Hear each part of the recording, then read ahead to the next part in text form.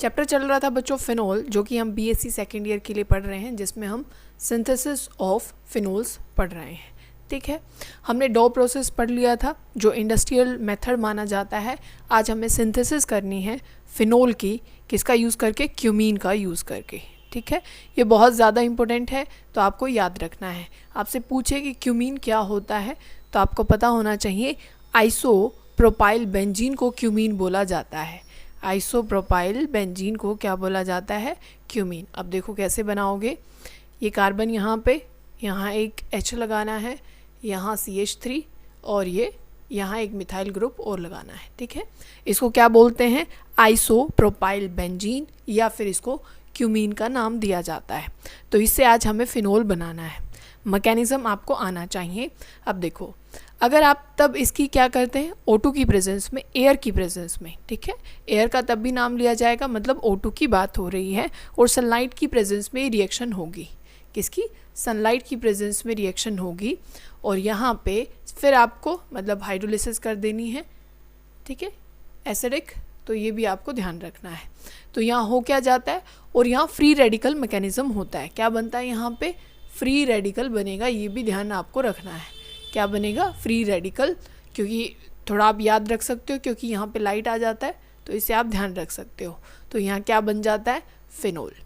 अब ये कैसे बनेगा वही हमें पढ़ना है, और साथ में ये रिएक्शन खास क्यों बन जाती है, क्योंकि बच्चों जो यहाँ पे बाय प्रोडक्ट होता है, जो साथ में जो प्रोडक्ट निकलता है वो एसीटोन होता है, और एसीटोन का भी इंडस्ट्रियल अपना यूज़ है। तो जो दोनों प्रोडक्ट हैं वो दोनों ही इम्पोर्टेंट है, इसीलिए रिएक्शन अपने आप में खास है।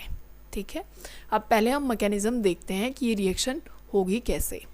तो सबसे पहले आपको क्या लेना है, आपको लेना है आइसोप्रोपाइल बेंजीन, जिसको आप क्या नाम दे रहे हैं, क्यूमीन का नाम दे रहे हैं। ठीक है, उसको बना लो, और आपको किस मैकेनिज़्म से करना है वो भी आपको ध्यान रखना है, किससे, फ्री रेडिकल मैकेनिज़्म से। अब देखो ऑक्सीजन कैसे होता है, ऑक्सीजन होता है डबल बॉन्ड के साथ, और अगर आप इसकी होमोलिटिक क्लीवेज करेंगे, क्या करेंगे, होमोलिटिक क्लीवेज, तो एक इलेक्ट्रॉन यहाँ आ जाएगा, एक यहाँ। जैसे ही फ्री रेडिकल मैकेनिज्म शुरू होता है, तो जो भी बॉन्ड टूटते हैं आपने मेजरली देखा होगा, वो सब कैसे टूटते हैं, होमोलिटिक तरीके से। ठीक है, तो ये भी ऐसे ही ब्रेक डाउन होता है। तो यहाँ भी एक इलेक्ट्रॉन, और ये प्रॉपर क्योंकि एक ही बॉन्ड है तो ये टूट जाएगा, और यहाँ भी एक इलेक्ट्रॉन आ जाएगा। ठीक है, अब देखो क्या होगा, ये जो ऑक्सीजन है ये इस कार्बन के साथ बॉन्ड बनाएगा, और ये वाला जो ऑक्सीजन है वो इस हाइड्रोजन के साथ बॉन्ड बनाने वाला है। तो ये दिखेगा कैसे, अब वो देखना। ठीक है, ध्यान से समझना, और सब कुछ ऐसे ही रहने वाला है, कोई चेंजमेंट नहीं आया, ना कुछ CH3 में, इसको Me भी लिख सकते हैं, ना यहाँ कोई चेंज आया है। हुआ क्या है, कार्बन के साथ ऑक्सीजन ने बॉन्ड बनाया, और दूसरे ऑक्सीजन के साथ हाइड्रोजन ने बॉन्ड बनाया है। ये काम अब तक हुआ है जो हमने देखा। ठीक है, अब आपको क्या करनी है, अब आपको यहाँ H पॉजिटिव, क्योंकि हमने बोला था हाइड्रोलिसिस हम करेंगे एसिडिक, उसमें H पॉजिटिव आपने डाल दिया। अब क्या है, इस ऑक्सीजन के पास लोन पेयर है, तो ये क्या कर देगा, डोनेट कर देगा किसको, H पॉजिटिव को। तो यहाँ क्या बन जाएगा, अब यहीं दिखा देते कि यहाँ आ जाएगा ये H, क्योंकि ऑक्सीजन ने लोन पेयर डोनेट किए हैं, तो इसके ऊपर पॉजिटिव चार्ज आ जाएगा। यहाँ तक कोई प्रॉब्लम है, नहीं है ना। तो अब जैसे ही यहाँ पे पॉजिटिव आया, तो ऑक्सीजन पे पॉजिटिव स्टेबल होता नहीं, तो ये बॉन्ड जो है वो ब्रेक डाउन हो जाता है। ये जो ऑक्सीजन का बॉन्ड है ये ब्रेक डाउन हो जाता है।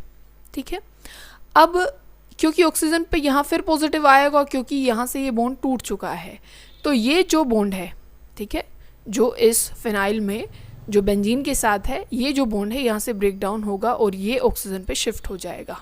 तो अब देखो बन क्या गया है, ये कार्बन ऐसे ही रहेगा, ये मिथाइल है, ये मिथाइल है, ध्यान से देखना, और ये ऑक्सीजन, और ऑक्सीजन पे आके जुड़ गया है ये बेंजीन, जिसको हम PH लिख सकते हैं, फिनाइल जिसको आप बोल रहे हैं। ठीक है, और बाहर क्या निकला था, अभी ये पानी बाहर निकला था ना, H2O। अब देखो ध्यान से समझना, अब क्योंकि देखो ये बॉन्ड टूटा था, तो इस कार्बन पे पॉजिटिव आया होगा, क्योंकि ऑक्सीजन पे पॉजिटिव स्टेबल है नहीं, कार्बन फिर भी थोड़ा बहुत संभाल लेगा। अब फिर से देखो, ऑक्सीजन के पास लोन पेयर हैं, लोन पेयर डोनेट किए जाएंगे इस कार्बन के पास। ठीक है, फिर बना दो जो कुछ बना है आपके पास, ये O, PH और ये Me, और ये ऑक्सीजन ने लोन पेयर दी और फिर से अपने ऊपर कौन सा चार्ज ले लिया है, पॉजिटिव चार्ज। अब आपको फिर से पता है कि अब की बार तो किसको इलेक्ट्रॉन देने पड़ेंगे, इस H को। ये H इलेक्ट्रॉन देगा, ठीक है, ऑक्सीजन के पास, और H यहाँ से बाहर चला जाएगा, ठीक है। अब यहाँ होना क्या है, उस बात को ध्यान से समझो कि ये जो इलेक्ट्रॉन है वो कहाँ दिए गए हैं, वो दिए गए हैं इस ऑक्सीजन पे, जो पॉजिटिव चार्ज था वो यहाँ से ख़त्म हो गया, ठीक है। अब देखते हैं, अब यहाँ देखो ज़रा, या हम नीचे बना लेते हैं, ठीक है। अब यहाँ क्या कंडीशन रह गई होगी वो देखो, यहाँ ये CH3, ठीक है, मिथाइल ग्रुप जो है वो बना होगा, और O और ये PH है, और साथ में सिर्फ बच गया है ये OH, ठीक है। इतनी बात क्लियर है। अब देखो ये जो बॉन्ड है, यहाँ वाला जो बॉन्ड है बच्चों, ये यहाँ से ब्रेक डाउन होता है, ये वाला जो बॉन्ड है ये टूटेगा और इलेक्ट्रॉन किसको मिल जाएंगे, ऑक्सीजन को। और ये जो O और H का बॉन्ड है, ये O और जो साथ में H का बॉन्ड है, ये इलेक्ट्रॉन जो हैं इस बॉन्ड के वो यहाँ ट्रांसफ़र हो जाते हैं।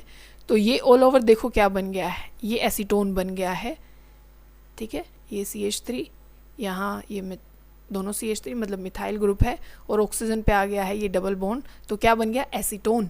और ये जो H था वो, क्योंकि यहाँ से जो इलेक्ट्रॉन आके ऑक्सीजन के ऊपर नेगेटिव आया होगा और ये हाइड्रोजन पॉजिटिव, तो ये यहाँ पे पहुँच गया, तो आपके पास क्या बन गया, POH। इसी को तो आप क्या बोलते हैं बच्चों, फिनोल, ठीक है।